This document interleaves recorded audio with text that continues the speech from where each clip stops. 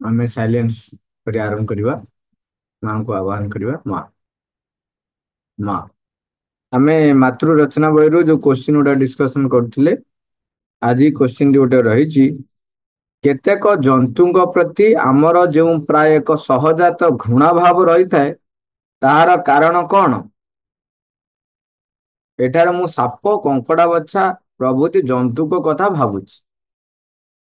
जे प्रश्न करछंती से कहउछंती जे आमर केतेक जंतु प्रति जेमती साप कंकड़ा बिछा सहजात घृणा भाव रही थाए। आमे सापटे देखिले सांगे सांगे डरिकी कौन करू बाड़े पकाऊ से साप विषधर कि विषधर नुह से साप ता बाटर पलैब ताकू छाड़ी दियो से विषय आम किसी भी चिंता नक डरिकी कौन करू ताकू आग बाड़ाऊ।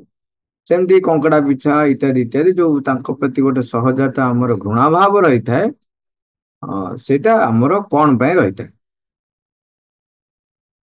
माँ तार उत्तर कहते मो माँ को उत्तर पढ़िया पूर्व मु पचारे चाहूँगी संगीता दीदी मते लाଗୁଛି ଆମେ ଯୋଉ ଜନ୍ତୁ କୁ ଡରୁ ସାୟଦ ସେଥିପାଇଁ କି ଆମକୁ ଘୃଣା ଲାଗେ। ଘୃଣା ଭାବ କାହିଁକି ରହିବ? ଘୃଣା ଭାବ ଦେଖିଲେ ଯୋଉ ଟିକେ ରାଡି ହେଇଯାଏ ସେଇଟା ଟିକେ ଅସନା। हाँ हाँ हाँ हाँ हाँ खाली असना लगे। ଅସନା ଆଉ ଟିକେ ଡର ଲାଗେ ଜାଣିଥିବେ ଯେ କାମୁଡିବ ଟିକେ ଦେଖିଲେ ଭଲ ଲାଗେ ତାଙ୍କ ସହିତ ଆମେ ଯେହେତୁ ମଣିଷ ନା ସମସ୍ତେ ओके हाँ जहाँ संगीता आपा कहले सुश्री आपा कहले साधारणतः आम भितरे तांको प्रति जो घृणा भाव आसे सेटा भय कारणरू आसीଥାଏ। एपरि एक घृणा बा एहीपरि अन्य कौन घृणा अनुभव करबा जे एक अनिवार्य बा अत्यावश्यक कथा सेपरि भाबिबार आदौ कौन कारण नाही। सबु प्रकार घृणारू मुक्त होई रहबा माँ प्रथम कहउछंती जे प्रथमे आमे जानि रखिबा जे आमे घृणारू मुक्त होई रहबा। यहाकू ही जोग मार्गर एक मौलिक नैपुण्य बोली कह जाई परिबो। जे कौन सी प्रकार घृणा हो सबु प्रकार घृणा भावरू आमे मुक्त ही रहिबा। एटा होची जोगर एक मौलिक नैपुण्य। मौलिक नैपुण्य माने आमर मौलिक आवश्यकता जेमती थाए तेणु जदि तुम जोग मार्ग किसी निपुणता हासिल करने चाहूच बा जोग मार्ग किसी आगे चाहूच तेबे तार मौलिक आवश्यकता होची सबु प्रकार घृणारू मुक्त रहिबो। तापर कहउछंती तुमे जो घृणा भावटी कथा कहउच ताहा प्रकृतरे भयरू आसुछि। तेणु अपा आमर जहाँ कहले आपण माने जे एटा भयरू ही आमर आसी थाए। जदि तुम मनरे आदौ कौनसी भय न थांता तेबे कौनसी घृणा भाव मध्य रहंता नहीं। एवं यही भय पछरे कौनसी कारण बा जुक्ति मध्य न थाए। यही भय होची एक सहजात प्रवृत्तिगत भय। यह एक व्यक्तिगत भय भी नुहे यह प्रजातिगत। एटा व्यक्तिगत नुह प्रजातिगत माने एटा जाति समस्त प्राय मनुष्य जाति भितरे जे से भयटा थाए। सेमती जेतबेले मन करा जो अन्य जंतु गुड़ाक भी सेमान जेतबेले मनुष्य को देखुछन्ति तांकर सहजात भय आसुछि काहेकि तार कारण होची सेमान जेतु आम पाखरु अनेक समय रे देखुछन्ति तांको जीवन प्रति विपद आसुछि तेणु तांको भितरे एक माने सहजात भाव जो भयटा क्रिएट हो जाइछि ताहा तांकर जन्म पर जन्म पीढ़ी पर पीढ़ी ट्रांसफर होगी गला भली आम भीतर मध्य सेमती जाति आम जो प्रजाति आम जो रोचु ये प्रजाति माने आम जोटा कहू जाति माने जाति पर जाति गोटे पर गोटे पर गोटे पर आम भीतर गुड़ाक आसे। एक सामूहिक परोक्ष संकेत रूपे ये भय लोक मान भीतर रही था।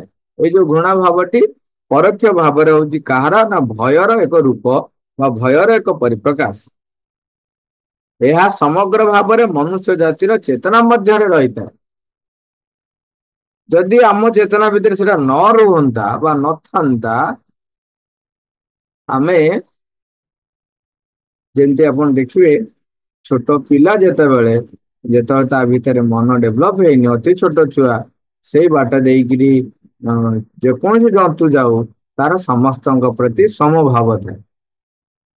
समभाव थाए से बिराड़ी लांगुड़ को जबरदस्त टाणुथब ତା ବେକଟାକୁ ଚିପି ପକଉଥିବ।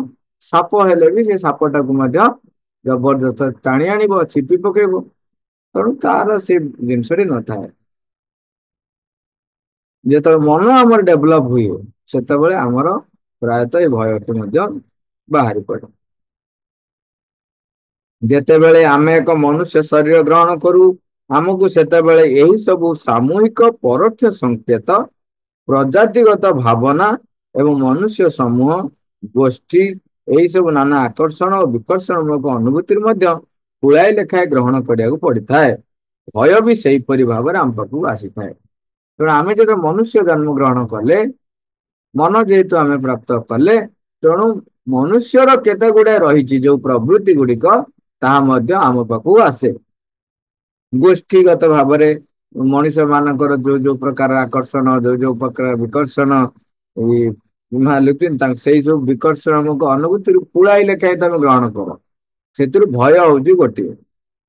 ତେଣୁ ଆମେ ଏଠି ଯୋଉ ଜାତିର ବା ଯୋଉ ପ୍ରଜାତିର ଆମେ ବଂଶଗତ ଭାବରେ ଆସୁଛୁ, ସାଧାରଣତଃ ସେଇ ବଂଶରେ ବା ସେଇ ଜାତିରେ ଯୋଉ ଯୋଉ ପ୍ରବୃତ୍ତି ରହିଛି, ସବୁ ପ୍ରବୃତ୍ତି ଗୁଡିକ ଆମ ସହିତ ଯୋଉଟା ମଧ୍ୟ ଆମେ ନେଇକିରି ଆସିଥାଉ।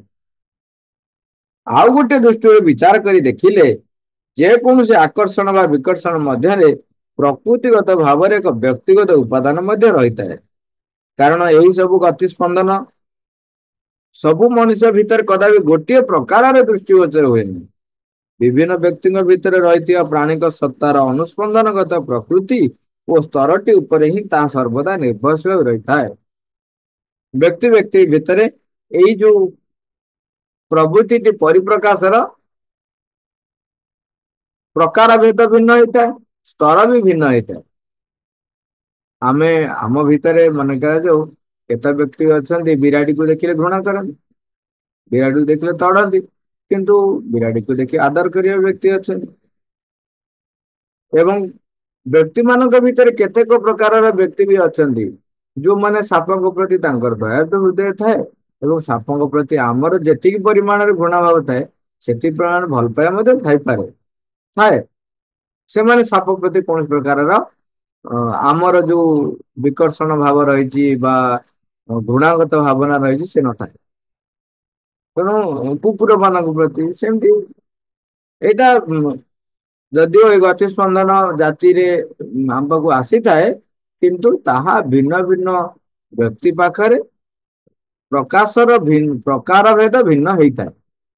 କିନ୍ତୁ ଯିଏ ସାପ ପ୍ରତି ଭଲ ଭାବ ଭୟ ଥାଇପାରେ, ହୁଏତ ସିଏ ଆଉ କାହା ପ୍ରତି ମଧ୍ୟ ତାର ଭୟ ବା ଘୃଣା ଭାବ ମଧ୍ୟ ଥାଇପାରେ। ବିଭିନ୍ନ ବ୍ୟକ୍ତିଙ୍କ ଭିତରେ ରହିଥିବା ପ୍ରାଣୀଙ୍କ ସତ୍ତାର ଅନୁସ୍ପନ୍ଦନଗତ ପ୍ରକୃତି ଓ ସ୍ତରଟି ଉପରେ ତାହା ସର୍ବଦା ନିର୍ଭରଶୀଳ ରହିଥାଏ। ଏ ମା ଲେଖୁଛନ୍ତି, ଏପରି କେତେକ ବ୍ୟକ୍ତି ଅଛନ୍ତି ଯେଉଁମାନେ କି ସାପ ପ୍ରଭୃତି ଜନ୍ତୁଙ୍କ ପ୍ରତି ଯେ ଆଦୌ କୌଣସି ପ୍ରକାର ବିକର୍ଷଣ ଅନୁଭବ କରନ୍ତି ନାହିଁ, ତା ନୁହେଁ, ବରଂ ସେହି ଜନ୍ତୁ ମାନଙ୍କ ପ୍ରତି ସେମାନଙ୍କ ଭିତରେ ଏକ ଶ୍ରଦ୍ଧା ଭାବ ବିଦ୍ୟମାନ ଥାଏ। ପ୍ରାଣୀଙ୍କ ସ୍ତରର ଏକ ଆକର୍ଷଣ ବା ବିଶେଷ ମମତା ବି ରହିଥାଏ। ତେଣୁ ଏମିତି କାଟାଗୋରୀ ବ୍ୟକ୍ତି ବି ଥାନ୍ତି। ଆମକୁ ସୁଖକର ଓ ସୁନ୍ଦର ଲାଗୁନଥିବା କେତେ କେତେ କଥାରେ ଆମର ଏ ପୃଥିବୀ ଭରିପୁର ହେଇ ରହିଛି। ଆମକୁ ସବୁ କଥା କଣ ଭଲ ଲାଗୁଛି? ଏବଂ କେତେ ଗୁଡା କଥା ଭାରି ସୁନ୍ଦର ବି ଲାଗୁଛି, କେତେ ଗୁଡା କଥା ଭଲ ଲାଗୁନି। ସେ ସବୁ କଥାକୁ ନେଇକି ପୃଥିବୀ ଭରପୁର ହେଇ ରହିଛି। ସୁଖକର ଏବଂ ସୁନ୍ଦର ଲାଗୁନଥିବା କେତେ କେତେ କଥାରେ ଏ ପୃଥିବୀ ଭରପୁର ରହିଛି। ତା ବୋଲି ଯେ ଏହି ସବୁ ପଦାର୍ଥ ପ୍ରତି ଆମର ସତତ ଏକ ଘୃଣା ଭାବ ଅବଶ୍ୟ ରହିବ, ତାହାର ଆଦୌ କୌଣସି କାରଣ ନାହିଁ। ଯେତେ ପ୍ରକାରର ସଂକୋଚନ ଓ ବିରକ୍ତିର ଭାବ ଦ୍ଵାରା ମନୁଷ୍ୟର ମନ ବିଚଳିତ ଓ ଦୁର୍ବଳ ହୋଇ ପଡିଥାଏ, ଆମେ ସେଗୁଡିକୁ ନିଶ୍ଚୟ ଜୟ କରିପାରିବା। ତେଣୁ ମା ଏଠି ଆମକୁ କହୁଛନ୍ତି, ଆମ ଭିତରେ ଯୋଉ ଭୟ ଭାବ ଆସୁଛି, ଯୋଉ ଘୃଣା ଭାବ ଆସୁଛି, ତାହା ଏକ ଆମର ସଂକୀର୍ଣ୍ଣତାର ଏକ ଲକ୍ଷଣ, ସଂକୋଚନର ଏକ ଲକ୍ଷଣ। ବିରକ୍ତି ଭାବ ଆମ ଭିତରେ ଯୋଉ ଆସିଥାଏ, ମା କହୁଛନ୍ତି ଏଇ ବିରକ୍ତି ଭାବ, ଏଇ ସଂକୁଚିତ ଭାବ ଆମକୁ କଣ କରେ? ଦୁର୍ବଳ କରିଦିଏ ଏବଂ ବିଚଳିତ କରିଦିଏ। ତେଣୁ ଆମକୁ ତା ଉପରେ ବିଜୟ ହାସଲ କରିବାକୁ ପଡିବ। ଯିଏ ଯୋଗୀ ହବ, ତାକୁ ଏଇ ସବୁ ପ୍ରତିକ୍ରିୟା ଉପରେ ଅବଶ୍ୟ ବିଜୟ ହାସଲ କରିବାକୁ ପଡିବ। କାରଣ ଯୋଗର ପ୍ରାୟ ସର୍ବପ୍ରଥମ ପଦକ୍ଷେପଟି ଆମଠାରୁ ନିଶ୍ଚୟ ଏହି କଥାଟିକୁ ଦାବି କରିବ ଯେ ଯାବତୀୟ ବସ୍ତୁ ଓ ସତ୍ତା ଗୁଡ଼ିକର ସନ୍ନିଧାନରେ ରହୁଥିବା ସମୟରେ ଆମ ଭିତରେ ଅବଶ୍ୟ ଏକ ପୂର୍ଣ୍ଣ ସମତାର ଭାବ ରହିବ। ଆମେ ଆଲୋଚନା କରୁଥିଲେ ଯେ ସମତା ଭାବ କେତେ ଦରକାର ବୋଲି। ମା ଏଠି ଲେଖୁଛନ୍ତି ଆମ ଭିତରେ ପୂର୍ଣ୍ଣ ସମତାର ଭାବ ନିଶ୍ଚୟ ରହିବା ଉଚିତ। ଆମ ଚତୁଃପାର୍ଶ୍ୱରେ ଯୋଉ ଭିନ୍ନ ଭିନ୍ନ ବସ୍ତୁ ସବୁ ରହିଛି, ଯୋଉ ସତ୍ତା ମାନେ ରହିଛନ୍ତି, ତାଙ୍କ ସହିତ ଆମେ ଯେତେବେଳେ କାରବାର କରୁଛନ୍ତି ସେତେବେଳେ ନିଶ୍ଚୟ ଆମ ଭିତରେ ଏକ ସମତା ଭାବ ରହିବା ଉଚିତ। ମା ସବୁ ଘଟଣା ପ୍ରତି ମଧ୍ୟ ସମତା ଭାବ, ପରିପୂର୍ଣ୍ଣ ସମତା ଭାବ ରହିବ। ଦେଖନ୍ତୁ ଏତିକି ଯଦି ଆମେ ପ୍ରୟାସ କରିପାରିବା ତ ବହୁତ ବଡ କଥା ହବ। ସବୁ ଘଟଣା ପ୍ରତି ମଧ୍ୟ ସମତା ଭାବ ରହିବ। ଆମେ ଆମେ ଭାବୁ ଯେ ଏଇ ଯୋଉ ଏଇ ଘଟଣାଟା ହଉଛି ମୋର, ମତେ କଣ କଲା ନା ହଇରାଣ କଲା, ବିଷାଦ ଭିତରକୁ ଆଣିଦେଲା, କିମ୍ବା ମୋର କ୍ଷତି ସାଧନ ହେଲା ଏବଂ ସେ ଘଟଣାରେ ମୋର ଲାଭ ହେଲା। ଆମେ ଏଇ ଯୋଉ ଦୃଷ୍ଟିକୋଣରେ ଆମେ ଯୋଉ ବିଚାର କରୁଛୁ, ତାକୁ ଯଦି ଗଭୀର ଦୃଷ୍ଟିକୋଣରୁ ଦେଖିବେ, ଆମେ ଏ ବିଷୟରେ ଅନେକ ଥର ଆଲୋଚନା କରୁଛନ୍ତି। ଜୀବନର ପ୍ରତ୍ୟେକ ମୁହୂର୍ତ୍ତରେ, ପ୍ରତ୍ୟେକ ଘଟଣା, ପ୍ରତ୍ୟେକ ପାରିପାର୍ଶ୍ୱିକ ପରିସ୍ଥିତି ଆମକୁ ଏକ ନୂତନ ପାବଚ୍ଛକୁ ଉଠେଇ ନବା ପାଇଁ ହିଁ ଘଟିଥାଏ। ଆମେ ଯଦି ସେଇ ଘଟଣାରେ ଯୋଉ ପାବଚ୍ଛକୁ ଉଠିଯିବା କଥା, ଯଦି ଆମେ ସେ ପାବଚ୍ଛକୁ ଉଠି ଯାଇପାରି ନାହୁଁ, ତେବେ ସେଇ ଘଟଣା ସେହି ରୂପରେ ହଉ ବା ଭିନ୍ନ ରୂପରେ ହଉ, ସେଇ ଲଗାତାର ତା ସହିତ ଆସିପାରେ, କିମ୍ବା ପରେ ନିଶ୍ଚୟ ସେ ବାରମ୍ବାର ଆସିବ। ଯେ ପର୍ଯ୍ୟନ୍ତ ଆମେ ସେଇ ଦୁର୍ବଳତା ଉପରେ ବିଜୟ ହାସଲ କରିନାହୁଁ, ସେ ପର୍ଯ୍ୟନ୍ତ ସେଇ ପ୍ରକାରର ବିଜୟ ହାସଲ ପାଇଁ ଭିନ୍ନ ଭିନ୍ନ ପ୍ରକାରରେ ଭିନ୍ନ ଭିନ୍ନ ପରିସ୍ଥିତି ମାନ ଘଟେ, ଘଟଣା ଗୁଡିକ ଘଟେ।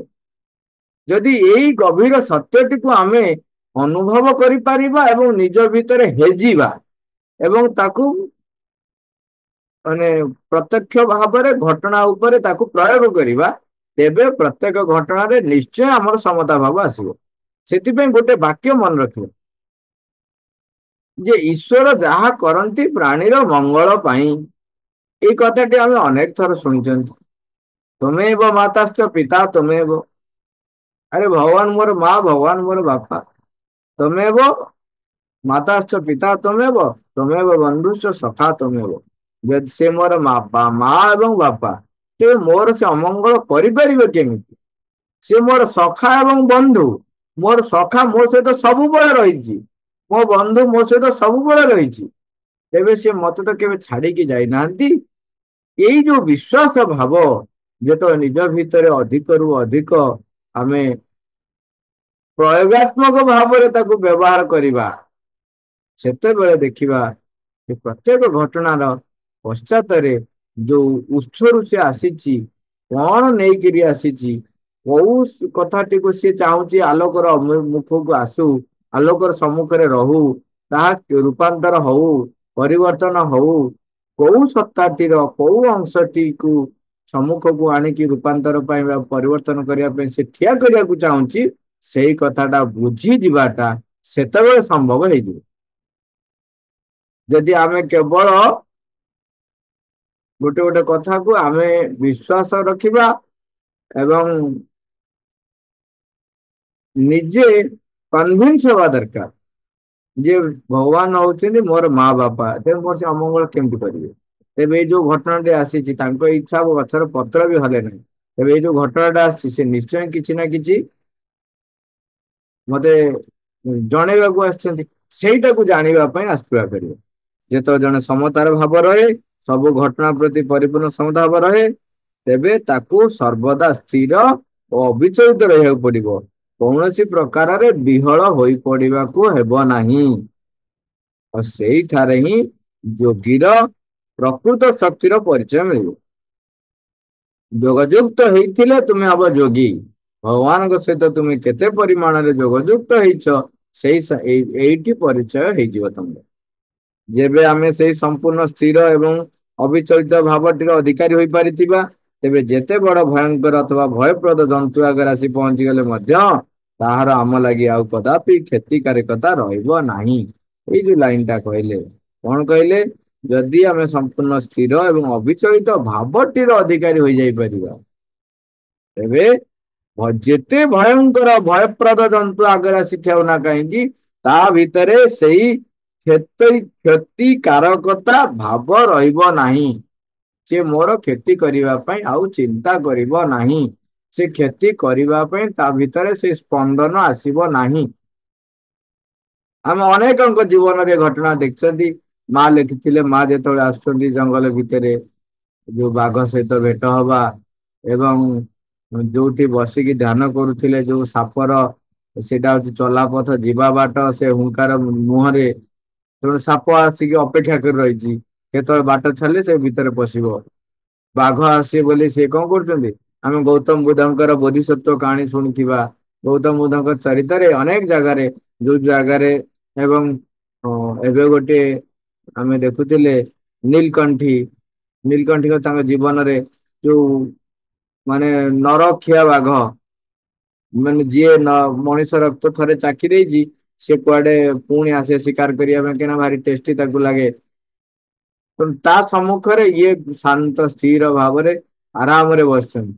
ତେଣୁ ସିଏ ଆସିକି ଏମିତି ଚାହୁଁଛି, ଏମିତି ଚାହୁଁଛି, ତାଙ୍କ ପାଖରେ ଯେମିତି ପୋଷା ବିଲେଇ ଶୋଇଲା ଭଳିଆ ସେ ତାଙ୍କ ପାଖରେ ଶୋଉଛି। ତେଣୁ ମାଙ୍କର ଦେଖିଲେ ତାଙ୍କ ଜୀବନରେ ଘଟଣା ଘଟିଛି। ଗୌତମ ବୁଦ୍ଧଙ୍କର ଦେଖିଲେ, ଯେତେବେଳେ ଆମେ ସେଇ ପ୍ରକାରର ସ୍ଥିର ଏବଂ ଅବିଚଳିତ ଭାବ ଆମ ଭିତରେ ଆସି ପହଞ୍ଚିଗଲା, ତେବେ ଯେତେ ବଡ ଭୟଙ୍କର ଜନ୍ତୁ ହେଇଥାଉ ନା କାହିଁକି, ତା ଆଗରେ ତୁମର ସିଏ ତୁମ ଆଗକୁ ଆସିଲେ ତାର କ୍ଷତିକାରିତା ଭାବଟି ଚାଲିଯାଏ। ତେଣୁ ମା ଏଠି କହୁଛନ୍ତି ଯେ ଘୃଣାର ଯୋଉ ଗତି ସ୍ପନ୍ଦନ ଆସେ, ସେଇଟା ହଉଛି ଅଜ୍ଞାନ ଜନିତ ଗତି ସ୍ପନ୍ଦନ। ଆପଣାକୁ ରକ୍ଷା କରିବା ଲାଗି ସହଜାତ ପ୍ରଭୃତି ଦ୍ଵାରା ପରିଚାଳିତ ହୋଇ ଆମେ ଯୋଉ ପ୍ରତିକ୍ରିୟା ଦେଖାଇଥାଉ, ତାହା ହିଁ ହଉଛି ଭୟ। ମାତ୍ର ବିହଳ ଅଯୌକ୍ତିକ ଭାବରେ କୌଣସି ବିପଦର ସମ୍ମୁଖରୁ ଦୌଡ଼ି ପଳେଇ ଆସିଲେ ଯେ ଆମର ସର୍ବୋତ୍ତମ ସୁରକ୍ଷା ହୋଇଥାଏ, ସେ କଥା ମୋଟେ ନୁହଁ। କେବଳ ଯଥାର୍ଥ ଜ୍ଞାନ ଦ୍ଵାରା ହିଁ ସୁରକ୍ଷା ହୁଏ। ଏଠି ଆଉ ଗୋଟେ କଥାଟା କହୁଛନ୍ତି, ଆମେ ଯୋଉ ଗୋଟେ ବିରାଟ ବିପଦ ଆମ ଜୀବନରେ ଆସିଲା, ଆମେ ସେଥିରୁ କୌଣସି ମତେ ଖସିକି ପଳେଇ ଆସିଲେ, ତେବେ ଆମେ ସୁରକ୍ଷିତ ହେଇଗଲେ। ବାଘ ମତେ ଗୋଡେଇଥିଲା, ମୁଁ କୌଶଳ କରି ସେଠୁ ବାହାରି ପଡି ପଳେଇଆଇଲି, ତେବେ ମୋର ବିଜୟ ହାସଲ ହେଇଗଲା, ମୋର ସୁରକ୍ଷିତ ମୁଁ ହେଇଗଲି ବାଘ ଠାରୁ। ମା କହୁଛନ୍ତି ନା, ସେ କଥା ମୋଟେ ନୁହଁ। ଯଥାର୍ଥ ଜ୍ଞାନ ଦ୍ଵାରା ହିଁ ସୁରକ୍ଷା ହୁଏ। ବିପଦଟିର ଯଥାର୍ଥ ପ୍ରକୃତି ଏବଂ ସେହି ବିପଦଟିର ନିରାକରଣ ବା ଖଣ୍ଡନ ସକାଶେ ଆମକୁ ଯେଉଁ ସବୁ ଉପାୟ ଅବଲମ୍ବନ କରିବାକୁ ହେବ, ସେହି ସବୁ ବିଷୟରେ ସମ୍ୟକ ଜ୍ଞାନ ହିଁ ଆମକୁ ସୁରକ୍ଷା ପ୍ରଦାନ କରିଥାଏ। ଯୋଉ ଯୋଉ ବିପଦ ଆମ ଜୀବନରେ ଆସେ, ତା ବିଷୟରେ ପୁଙ୍ଖାନୁପୁଙ୍ଖ ଭାବରେ ଜ୍ଞାନ ପ୍ରାପ୍ତ ହବା, ଏ ଯୋଉ ସମ୍ୟକ ଜ୍ଞାନ ହିଁ ଲେଖୁଛନ୍ତି। ସମ୍ୟକ ଜ୍ଞାନ ମାନେ ପୁରା ଟିକନିକ ଜ୍ଞାନ, ଟିକେ ବି ଆଉ ଛାଡିବନି। ଆପଣ ଆମେ ଆଉ ସମ୍ୟକ ମାନେ ଅଳ୍ପ ଟିକେ, ମାନେ ଅଳ୍ପ ଟିକେ ମାନେ କଣ, ମାନେ ଅତି ଅଳ୍ପ ବି ତମେ ଛାଡିବ ନାହିଁ। ତାମାନେ ପୁଙ୍ଖାନୁପୁଙ୍ଖ ଜ୍ଞାନ ତୁମେ ହାସଲ କରିବାକୁ ପଡିବ। ପୁଙ୍ଖାନୁପୁଙ୍ଖ ଜ୍ଞାନ ହାସଲ କରିଲେ ତୁମକୁ ଉପଯୁକ୍ତ ସୁରକ୍ଷା ପ୍ରଦାନ ହବ। ତମେ ସୁରକ୍ଷା ପ୍ରାପ୍ତ ଅଟୋମେଟିକାଲି ହବ।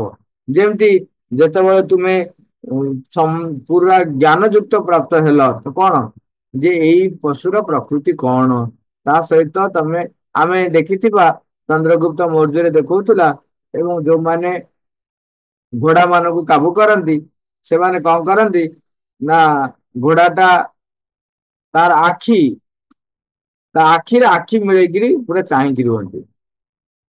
ସେ ଯେତେ ଅମଣିଆ ଘୋଡା ହେଇଥାଉ, ତା ଆଖିରେ ଆଖି ମିଶେଇକିରି ତା ସହିତ ଭାବର ଆଦାନ ପ୍ରଦାନ କରନ୍ତି। ଆଖିରେ ଆଖି ମିଳେଇକି ତା ପ୍ରତି ଥିବା ଭୟକୁ ତୁମେ ଯେତେବେଳେ ଆଖିରେ ଆଖି ମିଳେଇକି ରହିଲ, ଧୀରେ ଧୀରେ ଧୀରେ ଧୀରେ ଧୀରେ ଧୀରେ ସିଏ ଦେଖିବ ଯେ ତୁମ ଭିତରେ ଭୟ ଭାବ ନାହିଁ। ତାହେଲେ ତା ଭିତରେ ଯୋଉ ଉଦ୍ଦାମତା ରହିଛି, ସେ ଉଦ୍ଦାମତା ଶାନ୍ତ ହେଇଯାଏ, ଶାନ୍ତ ହେଇଯାଏ। ତେଣୁ ତାକୁ କୌଣସି ପ୍ରକାର ବିପଦରୁ ଦୌଡ଼ି ପଳାଇ ଆସିଲେ ପ୍ରକୃତରେ ସୁରକ୍ଷା ମିଳେ ନାହିଁ।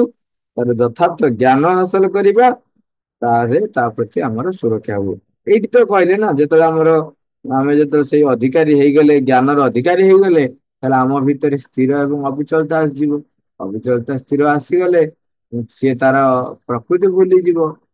ସିଏ ତାର ଯୋଉ ହିଂସ ମନୋବୃତ୍ତି ନେଇକରି ଆସିଥିବ, ଯୋଉ କ୍ଷତିକାରକ ପ୍ରବୃତ୍ତି ନେଇକି ଆସିଥିବ, ସେ ଆଉ ରହିବ ନାହିଁ। ତେଣୁ ସରିଗଲା, ତୁମର ବିଜୟ ହାସଲ ହେଇଗଲା। ପୁଣି ମା କହୁଛନ୍ତି, ଯୋଉ ଭୟ, ଯୋଉ ଘୃଣା, ଯୋଉ ପ୍ରତିକ୍ରିୟା, ଇଏ ସବୁ ଗତିସ୍ପନ୍ଦନ ଅଜ୍ଞାନରୁ ନିଷ୍ପନ୍ନ ହୋଇଥାଏ। ତାହାକୁ ମନୁଷ୍ୟର ଏକ ସାଧାରଣ ଅବସ୍ଥା ରୂପେ ବିଚାର କରାଯାଇ ପାରିବ ସତ, ମାତ୍ର ତଥାପି ଆମକୁ ତା ଉପରେ ବିଜୟ ହାସଲ କରିବାକୁ ପଡିବ। କହୁଛନ୍ତି ଏଇ ଅଜ୍ଞାନରୁ ଆସିଥାଏ ସବୁ ଗୁଡିକ, ଯୋଉ ପ୍ରତିକ୍ରିୟା ଆସିଥାଏ, ବିପଦରୁ ଦୌଡ଼ି ପଳେଇ ଆସିଥାଏ, ଘୃଣା ଆସିଥାଏ, ଭୟ ଆସିଥାଏ, ତା ଉପରେ ଆମକୁ ବିଜୟ ହାସଲ କରିବାକୁ ହିଁ ପଡିବ। କାରଣ ଯେଉଁ ଅଶୋଧିତ ମନୁଷ୍ୟ ପ୍ରକୃତିରୁ ଆମର ଏଇ ସ୍ଥୂଳ ବାହ୍ୟ ସତ୍ତାର ଆରମ୍ଭ ହୋଇଛି, ଏବଂ ଯେଉଁ ପ୍ରକୃତି ଆମକୁ ଚତୁର୍ଦିଗରୁ ବେଷ୍ଟନ କରି ରହିଛି, ଆମେ କଦାପି ସେଇଠି ଦ୍ଵାରା ଆଦୌ ବାନ୍ଧି ହୋଇ ରହିନାହୁଁ। ଏଇଠି ଆଉ ଗୋଟେ କଥା କହିଲେ, ଯୋଉ ପ୍ରକୃତି ଆମକୁ ବେଷ୍ଟନ କରି ରହିଛି, ସିଏ ଆମେ ତା ଦ୍ଵାରା କାହିଁ ବାନ୍ଧି ହେଇକି ରହିବୁ? ଆମେ ମୁକ୍ତ, କିନ୍ତୁ ଆମେ ସାଧାରଣତଃ କଣ ହଉ? ପ୍ରକୃତି ଦ୍ଵାରା ପରିଚାଳିତ ହଉ, ପରିବେଶ ଦ୍ଵାରା ପରିଚାଳିତ ହଉ। ଆମର ତା ଉପରେ ନିୟନ୍ତ୍ରଣ ନଥାଏ, ଆମର ନିଜ ଉପରେ ନିୟନ୍ତ୍ରଣ ନଥାଏ। ତେଣୁ ପ୍ରକୃତି ଭିତରେ ବନ୍ଦୀ ହେଇକି ରହିଯାଉ। ମା କହୁଛନ୍ତି, ଆମର ମନୁଷ୍ୟ ପ୍ରକୃତିରୁ ଯୋଉ ସ୍ଥୂଳ ବାୟସ ତାର ଆରମ୍ଭ ହେଇଛି, ସେଇ ପ୍ରକୃତି ଦ୍ଵାରା ଆମେ ଆଉ ବାନ୍ଧି ହେଇ ରହିବା ନାହିଁ। ଏଇ ପ୍ରକାର ପ୍ରୟାସ ଆମର ହବା ଆବଶ୍ୟକ। ଆମେ ଏଇଠି ରଖିବା। ଆର ଆଉ ଅନ୍ୟାନ୍ୟ ଅଂଶ ଯାହା ରହିଲା ଆସନ୍ତା କାଲି ଆଲୋଚନା କରିବା। ନିରବ ଧ୍ୟାନ କରିବା। ମା। Thank you all. Forever.